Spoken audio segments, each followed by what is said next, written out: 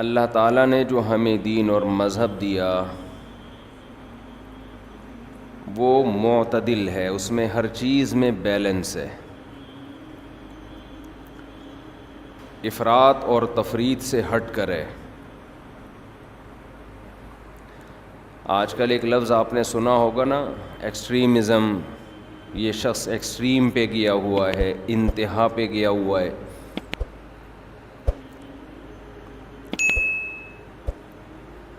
ہمارے جو مذہبی لوگ ہیں، جو اسلام سے محبت کرتے ہیں، بعض دفعہ وہ بھی ایک ایکسٹریم پہ چلے جاتے ہیں، انتہا پہ پہنچ جاتے ہیں، اور جو مذہب کو نہیں مانتے یا فالو نہیں کرتے وہ بھی ایک دوسری انتہا تک پہنچ جاتے ہیں۔ اسے کہتے ہیں انتہا پسندی، سمجھتے ہیں؟ یہ دونوں انتہائیں کسی بھی سوسائٹی کا، کسی بھی قوم کا بیڑا غرق کرنے کے لیے کافی ہیں۔ کسی قوم کا بیڑا اگر غرق کرنا ہے تو یا تو مذہبی انتہا پسندی تک پہنچا دیں اس کو، یا مذہب کی مخالفت میں ڈال کے۔ اچھا، مذہب کی مخالفت میں جب آپ آئیں گے تو ویسے ہی انتہا پسندی کو پہنچیں گے آپ۔ پھر تو انتہا پسندی پھر دو قسمیں نہیں ہیں کہ معتدل اور انتہا پسند۔ آواز مزیدار نہیں آ رہی ہے، گونج رہی ہے آواز، پتہ نہیں ان کے ذمے تو لگایا تھا۔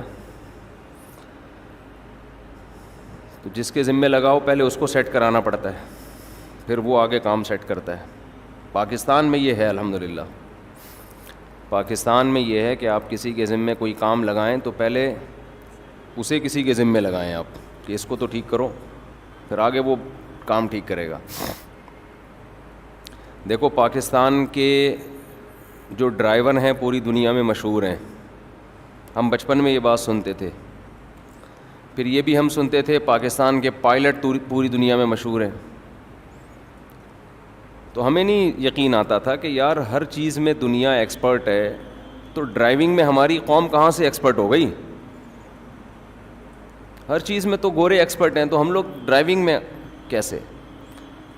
تو اس کا جو بات سامنے آئی نا کہ جتنے یہاں سڑک پہ کھڈے ہیں، کتے سامنے سے آ رہے ہیں، کوئی انٹی نکل کے آ جائیں گی ایک دم روڈ پہ سے، اور جو بائک والا ہوگا وہ فاسٹ ٹریک پہ چلائے گا، لینڈ کروزر والا وہ فٹ پاتھ کے قریب سے آرام سے جا رہا ہوگا، بائک والا 4 بچوں کو، بیوی کو، اور بھی 2-4 محلے والے جو لفٹ مانگتے ہیں ان سب کو بٹھا کے فاسٹ ٹریک پہ چلے گا، اوورٹیک ہمیشہ الٹی طرف سے کیا جائے گا۔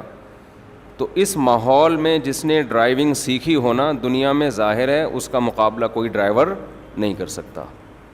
کچھ چیزیں ہیں بڑی سمجھنے کی ہیں، تو اسی طرح خوب سمجھ لیں۔ اب پائلٹ کا تو مجھے نہیں پتہ، جہاز کھٹارا انہوں نے اڑا کے سیکھے ہیں یا جنگوں کی وجہ سے تجربہ ہو گیا، واللہ عالم۔ لیکن ایک حقیقت ہے کہ انسان جس ماحول میں رہتا ہے نا، تو اس میں یا تو وہ خراب ہو جاتا ہے یا بہت اچھا ہو جاتا ہے۔ یہ بہت امپورٹنٹ بات ہے، موضوع سے ہٹ کر ہے، لیکن یہ پوائنٹ ٹو بی نوٹڈ ہے، اس سے آپ کو بہت کچھ سیکھنے کا موقع ملے گا۔ انسان جس ماحول میں رہتا ہے، اگر وہ ماحول بالکل نارمل ہے تو نہ آپ بگڑیں گے، لیکن نہ کوئی بہت زیادہ اچھے بنیں گے، آپ ایسے ہی رہیں گے نارمل جیسے ہوتے ہیں سب لوگ۔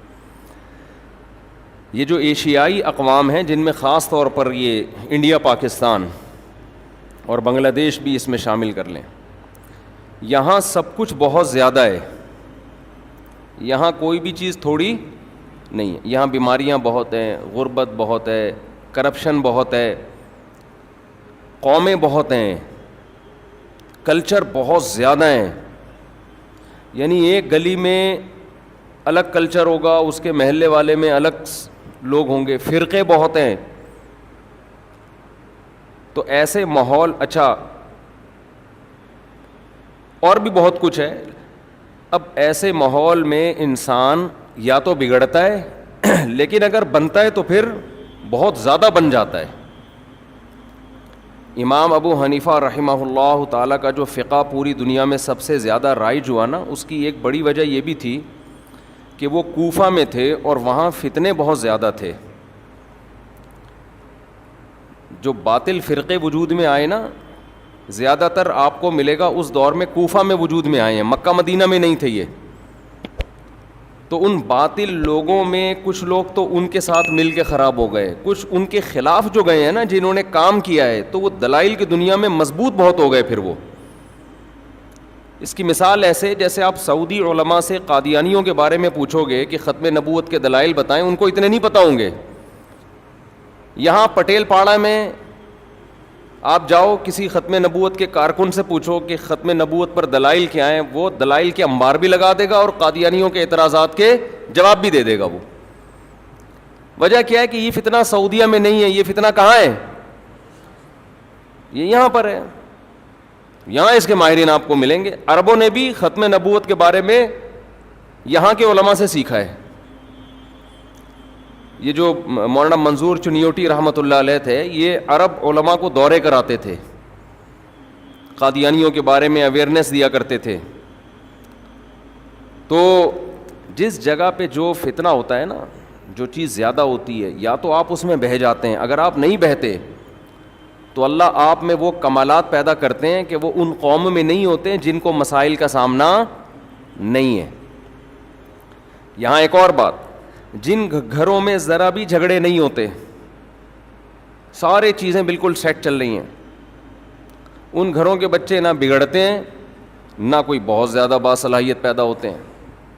لیکن جن گھروں میں بچوں نے ابا اماں کے، بہن بھائیوں کے کچھ پھڈے مڈے دیکھے ہوں، تو یا تو وہ بچے بھی بگڑ جاتے ہیں، یا ان بچوں میں اللہ تعالیٰ برداشت پیدا کر دیتے ہیں. انہیں پتہ ہوتا ہے کہ جھگڑا شروع کہاں سے ہوتا ہے اور ختم کیسے ہوتا ہے. معاشرے میں وہ زیادہ اچھا سروائیو کر سکتے ہیں.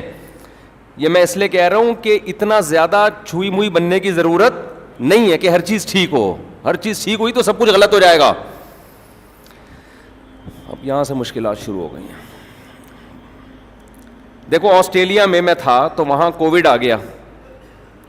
جب کووڈ آیا تو جنرل اسٹوروں پہ لوٹ مار شروع ہو گئی اور ٹیشو پیپر شارٹ ہو گئے. جہاں ٹیشو نظر آیا پبلک بھاگی، گورا بھاگ رہا ہے اس کی طرف، ٹیشو چاہیے ٹیشو. ڈکیتیاں بھی شروع ہو گئیں. ہمارے یہاں ایسے بچے اغوا نہیں ہوتے جیسے وہاں ٹیشو پیپر کے ڈبے اغوا ہو رہے تھے. ڈاکو، اب میں خود اپنی طرف سے بھی کچھ بتا رہا ہوں نا، یقیناً یہی سچویشن ہو گئی تھی. ڈکیتیاں ہوئی ہیں جناب، ٹیشو پیپر غائب، بلیک میل کر رہے ہیں، اتنے کروڑ دے گا تو ڈبہ ملے گا. یہی ہوتا ہے نا بچے جب اغوا ہوتے ہیں. تو ہم جو کہتے تھے نا گورے بہت اچھے ہیں، ہوں گے اچھے، تو میرا سفر بھی ہے گوروں کے ملک میں زیادہ ان کی وہ بھی نہیں کر سکتا، بہت اچھے ہیں. تو ہم جو کہتے ہیں نا گورے بہت اچھے ہیں، ان میں برداشت بہت ہے، نیک بہت ہیں، ہوں گے. لیکن بھائی جب تک کسی قوم پہ کوئی آزمائش نہ آئی ہو، آپ کو کیا پتہ چلے گا کہ یہ غربت مہنگائی تھوڑے دن کے لیے ان کو دے دو. تھوڑے دن کے لیے یہ غربت مہنگائی کرپشن کھڈے، پیچھے سے ہارن بجا رہے ہیں، کم بخت بائک ہٹا ہی نہیں رہا، الٹا آپ کو غصے سے مڑ کے دیکھ رہا ہے کہ جیسے ہم غلط کر رہے ہیں یہ صحیح کر رہا ہے، اور پھر آگے سے گالی بھی نکال رہا ہے. اس کے بعد بھی آپ مسکراؤ تو میں گورے کو مانوں گا کہ گورے کے اخلاق اچھے ہوتے ہیں. وہاں تو قانون اتنا مضبوط ہے، ایسے گرفت کی ہوئی ہے قانون کی، حکومتیں اچھی ہیں وہاں کی. تو ہمیں اندازہ ہوا وہاں لوگوں نے بھی بتایا کہ اتنی لوٹ مار، بھائی ٹیشو لے کے جاؤ تو اس کو، یعنی ایسی لوٹ مار، کیونکہ پانی وانی تو ہوتا نہیں ان کے واش روم میں، تو ٹیشو ہی ان کا آخری سہارا ہے، ٹیشو ہی آخری سہارا ہے. تو اب دیکھو جب اتنی ماحول میں وہ رہے ہیں تو ذرا سی آزمائش آئی تو برداشت نہیں کر پائے. ہمارے ہاں چونکہ ہمیں تو پتہ ہی نہیں چلا کورونا کب آیا اور کب نکل گیا. آیا بہت سے لوگوں کو مار کے بھی چلا گیا، تو ہم نے اس کو بھی انجوائے کیا. ہم نے اس کو بھی کیا کیا، ہمارے یہاں لوگوں نے اس کو بھی انجوائے کیا کہ پتہ نہیں ابھی تک بہت سے لوگوں کو سمجھ میں نہیں آ رہا یہ مرا کیوں تھا ایک اٹھا کٹھا آدمی. ڈاکٹر کہہ رہا ہے کورونا سے مرا ہے، اس پہ بحث ہو رہی ہے, کوئی کہہ رہا ہے یہ سازش ہے, کوئی کہہ رہا ہے نہیں یہ واقعی کورونا سے مرا ہے, کوئی کہہ رہا ہے نہیں یہودیوں نے مارا ہے, کوئی کہہ رہا ہے ڈاکٹروں نے انجیکشن لگایا ہے. وہ ایک اس کو بھی لوگوں نے یوٹیوب چینل کے پروموٹ کرنے کا ذریعہ بنایا. خیر, تو یہ میں اس لیے عرض کر رہا ہوں کہ جب بہت زیادہ پریشانیاں آیا کریں, سب کچھ ٹھیک نہ ہو, تو یہ بھی ٹھیک ہے. یہ بھی کیا ہے, اسی سے اللہ آپ کے لیے خیر پیدا کرے گا. ایک بچہ آپ کا بگڑا ہوا ہے, انسان کا بچہ نہیں بن رہا, یہ بھی ٹھیک ہے. کوشش کرو اس کو انسان کا بچہ بنانے کی, لیکن اللہ کا نظام یہی ہے کہ سارے ٹھیک بھی نہیں ہوتے. بتاؤ مجھے, یعقوب علیہ السلام سے زیادہ اپنے بچوں کی کون اچھی تربیت کر سکتا ہے؟ پیغمبر تھے نا وہ, خاندان بھی سارا مسلمان, 13 بیٹے ہیں جن میں 11 بگڑے ہوئے, 2 صحیح تھے. سمجھ میں آ رہی ہے بات؟ 11 کیا تھے؟ بگڑے ہوئے تھے, پیغمبر کے بیٹے. 2 کیا تھے؟ صحیح تھے. ان 11 کو 2 سے حسد ہوا اور بھائی کو کنویں میں ڈال کے ساری زندگی اپنے باپ کو رلایا انہوں نے. آخر میں توبہ کی ہے, خیر کر لی توبہ. تو بس یہ دنیا کا نظام ہے بھائی. اور اس میں یہ بھی ذہن میں رکھیں, کوئی نیک آدمی ہو, اس کی اولاد کو دیکھ کے تبصرہ نہ کریں کہ یار بڑا بنا پھرتا ہے, بچے دیکھو کیا کر رہے ہیں. او بھائی, بڑا بنا پھرتا ہے, بچوں کی تربیت کی کوشش کی ہوگی مگر تربیت نہیں ہوئی. لوگ کہتے ہیں وہ بڑا نیک بنا پھرتا ہے, اس کی بیوی دیکھو بے پردہ گھوم رہی ہے. بھائی نہیں کنٹرول ہوگا اس کو اپنی بیوی پہ, کیا کر سکتے ہیں یار, نہیں کنٹرول ہوگا. سوال پیدا ہوتا ہے چھوڑ کیوں نہیں دیتا پھر؟ بھائی چھوڑنے میں اس کو پتہ ہے نقصان اور زیادہ ہے. لوط علیہ السلام کی بیوی کافر تھی, اس زمانے میں کافر سے نکاح جائز تھا, تو لوط علیہ السلام نے طلاق کیوں نہیں دے دی اس کو؟ نوح علیہ السلام کی بیوی کافر تھی, سوال پیدا ہوتا ہے اس کو نوح علیہ السلام نے طلاق کیوں نہیں دے دی؟ ہم یہ سوال جب نوح علیہ السلام سے پوچھیں گے تو ان کے پاس آنسر ہوگا, بھئی کافر ہے لیکن بچوں کو پالنے کے لیے میرے پاس اس کے علاوہ کوئی آپشن بولو نا نہیں. ایک عورت کافر ہے, بے پردہ ہے, بچوں کے لیے ماں تو ہے نا, تو آپ کو بچوں کے لیے ماں چاہیے, یہ آپ کی نظر میں ترجیح ہوتی ہے کہ سگی ماں ہے, اس کے علاوہ کوئی اور اس طریقے سے پال نہیں سکتا. بہت ساری مصلحتیں ہوتی ہیں. بعض لوگ کہہ رہے ہوتے ہیں وہ اتنا بڑا مولوی بنا پھرتا ہے, اتنی بڑی داڑھی ہے اور پردے پر صبح و شام بیان ہے, اپنے گھر پہ تو کنٹرول نہیں ہے. تو گھر پہ کسی کے باپ کا بھی اس زمانے میں کنٹرول نہیں ہے. جو کہتا ہے نا میرا پورا کنٹرول ہے اس زمانے میں, جھوٹ بول رہا ہے وہ. یا تو چنگیز خان بن جاؤ, ان کا کنٹرول ہوتا ہے, پھر ہر وقت ڈنڈا ہاتھ میں گھماتے رہو, مارتے رہو, توڑتے رہو. آج تھپڑ مار دیا, آج بیوی کا گھٹنا توڑ دیا, آج اس کی ناک پھوڑ دی. ایسا کوئی جلاد اور چنگیز خان بن کے کنٹرول کیا ہوا ہو تو ایک الگ بات ہے, لیکن پھر خود خراب ہو جائے گا. بھائی جو اس طرح سے چلے گا تو خود کی تو کتنا بد اخلاق بن جائے گا نا. تو اپنے آپ کو بد اخلاق بنانے سے بہتر یہی ہوتا ہے کہ انسان کہتا ہے تھوڑی سی اس کی بھی مان لو. ہاں یہ ہے کہ بالکل ہی گھر کو آزاد چھوڑ دینا یہ ٹھیک نہیں ہے, کوشش پوری کرے انسان, تھوڑا بہت روب بھی ہو, تھوڑی بہت سختی بھی ہو, لیکن یہ ساری چیزیں اعتدال سے ہوتی ہیں, ایک حد تک ہوتی ہیں. اس کے بعد آدمی ہتھیار ڈال دیتا ہے, بولتا بھائی ایسے کی تیسی. پھر وہ یہ دیکھتا ہے بڑا نقصان کس میں, چھوڑنے میں بڑا نقصان ہے یا رکھنے میں بڑا نقصان ہے. بعض دفعہ رکھنے میں بڑا نقصان ہوتا ہے تو چھوڑنے کا مشورہ دیا جاتا ہے, بعض دفعہ چھوڑنے میں بڑا نقصان ہوتا ہے تو پھر چھوٹے نقصان کو برداشت کرنے کے لیے رکھنے کا حکم دیا جاتا ہے. سمجھ میں آ رہی ہے؟ اسی کو بیلنس کہتے ہیں, اعتدال. یہ جو بہت سے لوگ بڑے فنٹر بنے پھرتے ہیں نا کہ ہمارا ہر کام ٹھیک ہوتا ہے, یہ جھوٹ بولتے ہیں. میں اکثر ایک واقعہ بیان کرتا ہوں. ایک مدرسے کے استاذ تھے,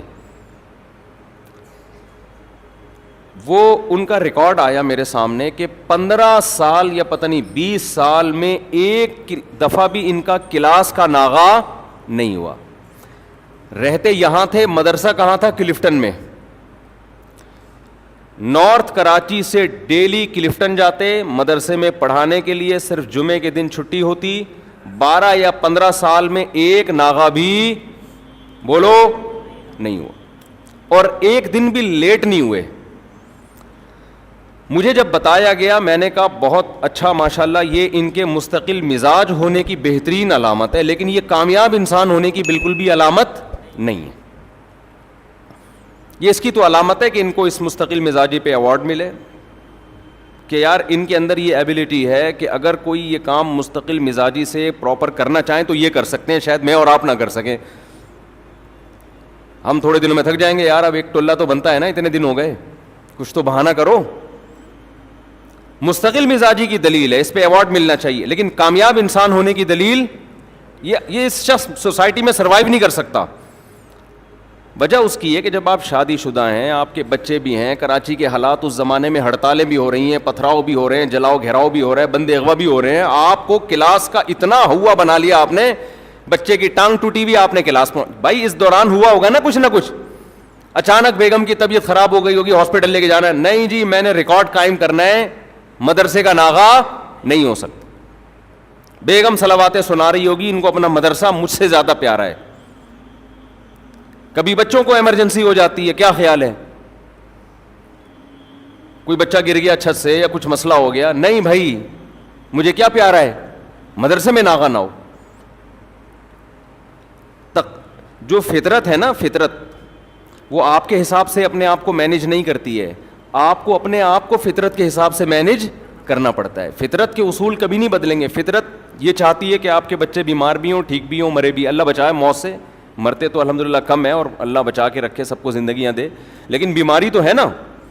فطرت چاہتی ہے آپ کے بیگم کا موڈ بھی کبھی آف ہو, خام خامے کھوپڑی گھومی ہوئی ہو اس کی بلا وجہ, یہ بھی نیچر کا حصہ ہے, خوب سمجھ لو. لوگ سمجھتے ہیں ہماری بیگم کا آج پتہ نہیں کیوں موڈ خراب ہے, تو وہ ٹینشن میں جاتے ہیں. ٹینشن میں نہیں جاؤ, بلا وجہ موڈ خراب ہونا یہ بھی نیچر کا کیا ہے, ایک حصہ. اس کا خام خامے موڈ خراب ہوگا, کوئی وجہ سمجھ میں نہیں آئے گی. اس کو انجوائے کرو کہ الحمدللہ میری بیوی نارمل ہے, آج بلا وجہ ٹینشن لے کے بیٹھی ہوئی ہے. سمجھ رہے ہو, کیونکہ جو شادی شدہ نہیں, تجربہ نہیں ہوتا, وہ پھر پریشان ہوتے ہیں, یار ابا کا کبھی ہم نے بلا وجہ موڈ خراب نہیں دیکھا, اماں کا نہیں دیکھا, بیگم کو کیا ہوا. تو یہ ہے. تو اس کا طریقہ یہ کہ ٹائم گزارو, انشاءاللہ جیسے بلا وجہ موڈ خراب ہوا بغیر کسی وجہ کے ٹھیک بھی ہو جائے گا.